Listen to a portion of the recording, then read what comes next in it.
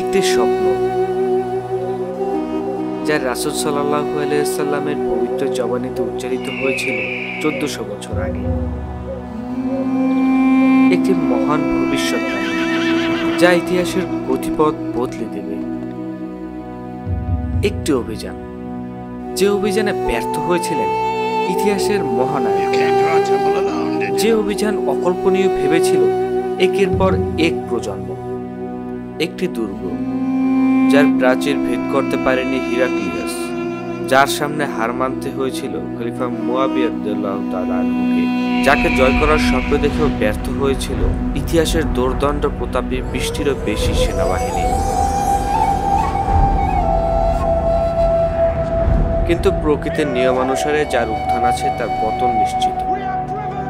ইতিহাসের পাতায় লেখা হলো নতুন অধ্যায়। কালের পরিক্রমায় আগমন ঘটে সে মহাসেনাপতির।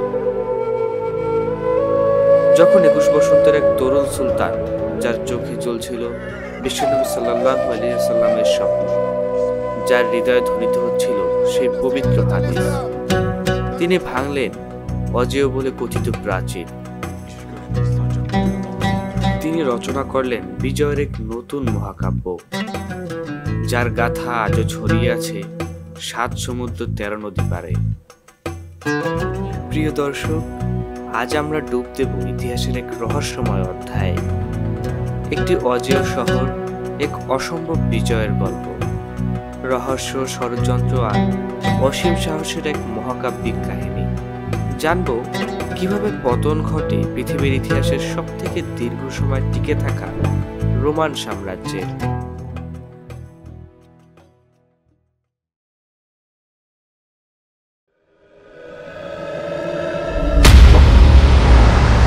I will bring down those walls.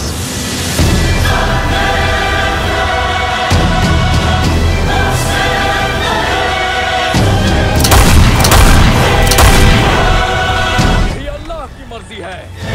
1000 साल से यूरोप के तमाम हमलों में इसे बचाते आए हैं।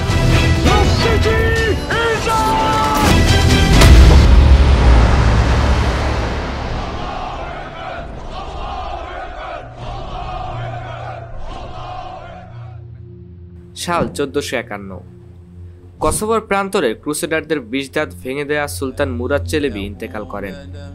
যে সংবাদে মুহূর্তে ইউরোপীয় ও পশ্চিমা বিশ্ব স্বস্তির নিঃশ্বাস ফেলেছে, অজান্তে ইতিহাসের চাকা ঘুরে যায়। ক্ষমতায় আসীন হয় সুলতান মুরাদ চেলেবির তেজোদ্দীপ্ত পুত্র সুলতান দ্বিতীয় মেহমেদ। খ্রিস্টান বিশ্ব একবিংশ ঘূর্ণনেও ভাবতে পারেনি এই 19 বছরের এক তরুণ সুলতান তাদের ঘুম ছিনিয়ে নেবে। সুলতান মেহমেদ ছিলেন অত্যন্ত ধর্মপ্রাণ, জ্ঞান পিপাসু এক অনন্য ব্যক্তিত্ব। তার প্রজ্ঞা ও মার্জিত আচরণ তাকে শুধু ওসমানী প্রজাদের কাছেই নয়, গোটা বিশ্বের কাছে করে তুলেছিল সম্মানিত। জনসাধারণের হৃদয়ে তিনি ছিলেন তুমুল জনপ্রিয়। ক্ষমতা গ্রহণের পরেই সুলতান মেহমেদ পুরোদমে প্রস্তুতি নিলেন ইতিহাসের সবচেয়ে দুর্ভেদ্য দুর্গ কনস্টান্টিনোপল জয়ে। প্রাথমিকভাবে কিছু পাশার বিরোধিতার মুখোমুখি হলেও এই তরুণ সুলতান কখনোই পিছু হটেননি। প্রতিকূলতাকে চূর্ণ করে তিনি তৈরি করলেন এক অবিশ্বাস্য বিজয়ের রোডম্যাপ। প্রাচীর ভাঙার জন্য তৈরি হলো বিশালাকার কামান ব্যাসিলিকা, যার ধ্বংসাত্মক ক্ষমতা ইতিপূর্বে কোনো সেনাবাহিনী কল্পনাও করতে পারেনি। এই অস্ত্রের গর্জনে কেঁপে উঠবে বাইজেন্টাইন সাম্রাজ্যের ভিড়। নৌসেনাপতি সিনান রাইসের নেতৃত্বে গড়ে তোলা হলো তৎকালের সবচেয়ে অপরাজেয় নৌবাহিনী। আর সবচেয়ে গুরুত্বপূর্ণ যে বিষয়টি, গঠন করা হলো ইতিহাসের সবচেয়ে দুর্ধর্ষ একদল অদম্য জেনেসারি সৈন্যদল। তাদের সাথে দেলিলা আর আকিঞ্চি গেরিলা বাহিনীর যৌথ আক্রমণ, যার সামনে ইতিপূর্বে শত্রুর কোনো বাহিনী টিকতে পারেনি। এক কথায় একটি অজেয় দুর্গের বিরুদ্ধে প্রস্তুত হলো ইতিহাসের সবচেয়ে ভয়ঙ্কর ও সুপরিকল্পিত সামরিক অভিযান।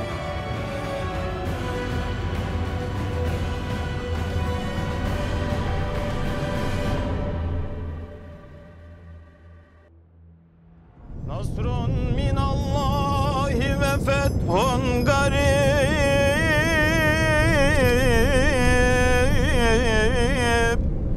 ve beşşiril müminin।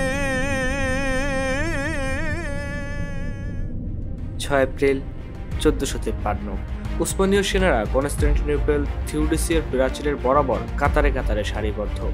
হঠাৎ ব্যাসিলিকা নামে সেই শাহী কামান থেকে ছোড়া হয় 1200 পাউন্ডের প্রথম গোলা। যার আঘাতের তীব্রতায় বাইজেন্টাইনদের ভিত নড়ে যায়। এই মহাসংঘাতে 1 লক্ষ ওসমানীয় সৈন্যের বিরুদ্ধে দাঁড়িয়েছিলেন শেষ বাইজেন্টাইন সম্রাট কনস্ট্যান্টিন একাদশ। মাত্র 7,000 সৈন্য নিয়ে 53 দিন ধরে অবিচল প্রতিরোধ। প্রতিটি প্রাচীরে নিজ হাতে তলোয়ার চালিয়েছেন, প্রতিটি গোলাবর্ষণের মুখে দাঁড়িয়ে নিজেকে রোমানদের যোগ্য সম্রাট হিসাবে প্রমাণ করেছেন। 12 এপ্রিল 1453 উসমানীয় নৌবাহিনীর কমান্ডার সিনান পাশা গোল্ডেন হর্ন উপসাগরে প্রবেশের চেষ্টা করেন। বাইজেন্টাইনরা পূর্ব প্রস্তুতির অংশ হিসাবে প্রায় 1200 মিটার দীর্ঘ লোহার শিকল সমুদ্রপৃষ্ঠে টেনে তোলে, যা গালাটা পয়েন্ট থেকে কনস্টান্টিনোপল পর্যন্ত বিস্তৃত। এই প্রতিরক্ষা ব্যবস্থায় শিকলের প্রতিটি লিঙ্কের ওজন ছিল প্রায় 50 কেজি। এ সময় কনস্টান্টিনোপলের দেয়াল থেকে তীর ও কামান ছোড়া হলে খুব স্বাভাবিকভাবে পিছু হটতে বাধ্য হয় ওসমানী বাহিনী। একের পর এক ব্যর্থতা। 12 এপ্রিল গোল্ডেন হর্নের নৌ অভিযান ব্যর্থ। 18 এপ্রিল ভূমি প্রাচীরে রাতের আক্রমণ প্রতিহত। 6 মে প্রধান গেট ভাঙার চেষ্টা বিফল। সেনা শিবিরে ছড়িয়ে পড়ে অস্বস্তি। ঠিক এ সময় সুলতান মেহমেদ এমন এক সামরিক কৌশলের উদ্ভাবন করলেন যা ইতিপূর্বে বা এর পরে কেউ চিন্তাও করতে পারেনি।